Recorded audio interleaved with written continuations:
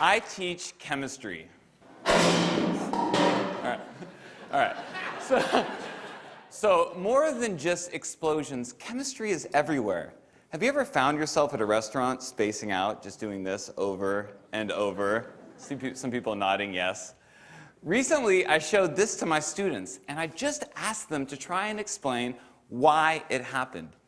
The questions and conversations that followed were fascinating. Check out this video that Maddie from my Period 3 class sent me that evening. Are you ready?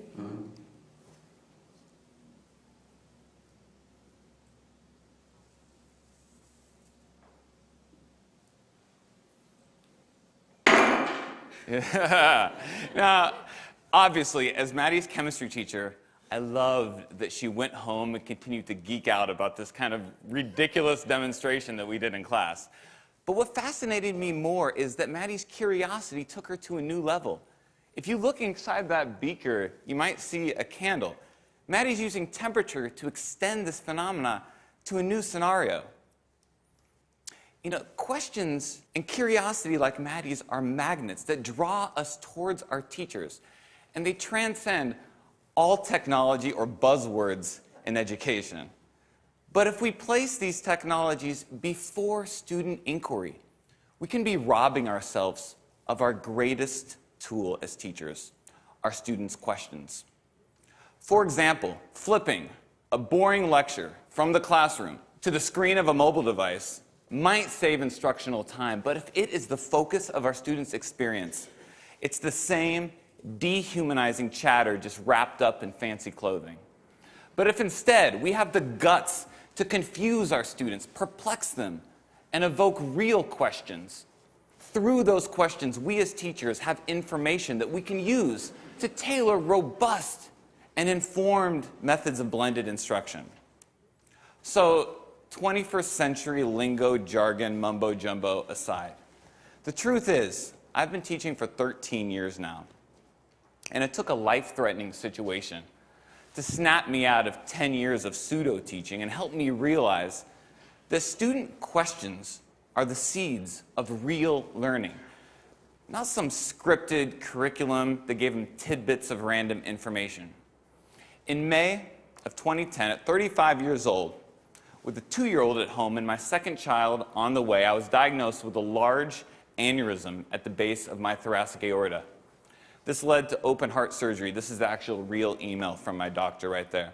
Now, when I got this, I was, press caps lock, absolutely freaked out, okay? But I found surprising moments of comfort in the confidence that my surgeon embodied. Where did this guy get this confidence, the audacity of it? Right? So when I asked him, he told me 3 things. He said, first, his curiosity drove him to ask hard questions about the procedure, about what worked and what didn't work. Second, he embraced and didn't fear the messy process of trial and error, the inevitable process of trial and error. And third, through intense reflection, he gathered the information that he needed to design and revise the procedure, and then with a steady hand, he saved my life.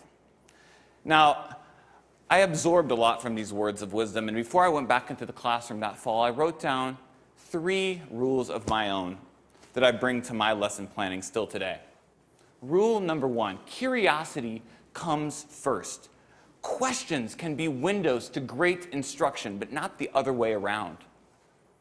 Rule number 2, embrace the mess. We're all teachers. We know learning is ugly.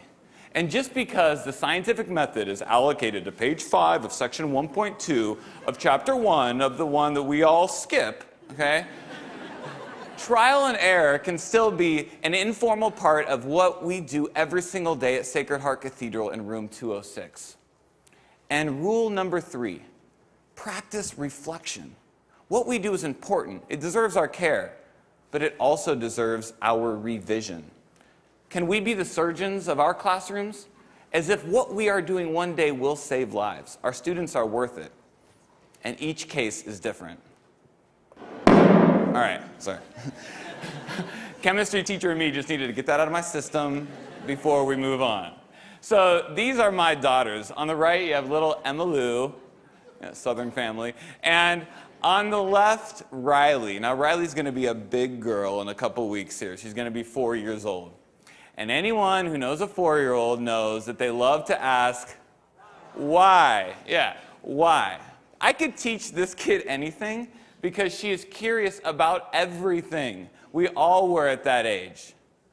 But the challenge is really for Riley's future teachers, the ones she has yet to meet. How will they grow this curiosity? You see, I would argue that Riley is a metaphor for all kids. And I think dropping out of school comes in many different forms. To the senior who's checked out before the year's even begun, or that empty desk in the back of an urban middle school's classroom. But if we as educators leave behind this simple role as disseminators of content and embrace a new paradigm as cultivators of curiosity and inquiry, we just might bring a little bit more meaning to their school day and spark their imagination. Thank you very much.